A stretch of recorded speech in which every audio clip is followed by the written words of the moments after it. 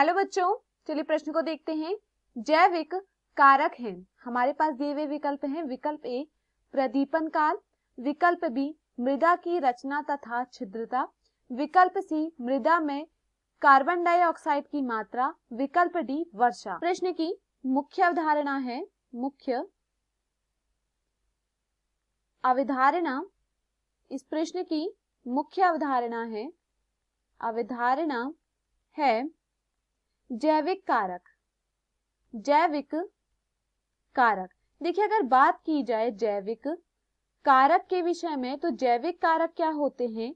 जैविक कारक वे जीवित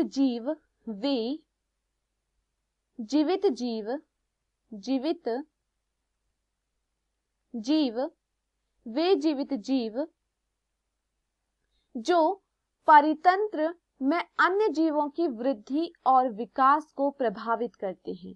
वे जीवित जीव जो परितंत्र में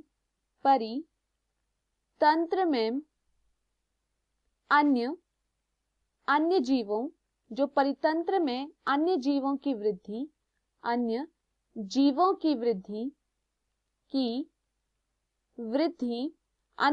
की वृद्धि और विकास को प्रभावित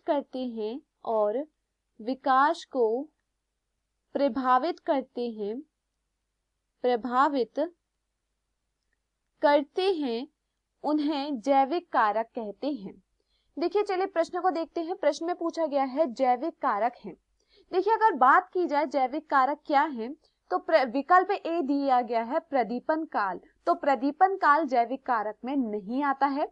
विकल्प बी दिया गया है मृदा की रचना तथा छिद्रता, तो यह किस में आता है? अजैविक कारक में आता है, तो यह भी यहाँ पर क्या होता है? गलत होता है। विकल्प सी दिया गया है मृदा में कार्बन डाइऑक्साइड की मात्रा। देखिए अगर बात की जाए मृदा में कार्बन डाइऑक्साइड की मात्रा, तो मृदा क्या है? मृदा यहाँ पर श्वसन दिखा रही है। यहाँ पर क्या दिखा रही है? मृदा श्वसन यहाँ पर दर्शाया जा रहा है। मृदा श्वसन क्या होता है? मृदा श्वसन होता है मिट्टी के जीव जब श्वसन करते हैं, मिट्टी के जीव का श्वसन करना क्या कहलाता है? मिट्टी के जीव का श्वसन करना कहलाता है मृदा श्वसन। यहाँ पर क्या देखने को मिलता है? यहाँ पर यह देखने को मिलता है जो मिट्टी के जीव होते हैं वह यहाँ पर कार्बन डाइऑक्साइड को क्या कर रहे होते हैं? कार्बन डाइऑक्साइड का उत्पादन कर रहे होते हैं, तो इसीलिए इसको क्या कहा जाता है? मृदा श्वसन कहा जाता है। तो यहाँ पर विकल्प सी क्या बता रहा है? मृदा में कार्बन डाइऑक्साइड की मात्रा, तो यह यहाँ पर क्या होती है? सही होती है। विकल्प डी वर्षा भी यहाँ पर क्या होती है? गलत होती है। तो दिए हुए विकल्पों में जो सही विकल्प होता है वह है विकल्प सी। मैं आशा करती हूँ आपको यह समझ में आया हो। धन्यवाद।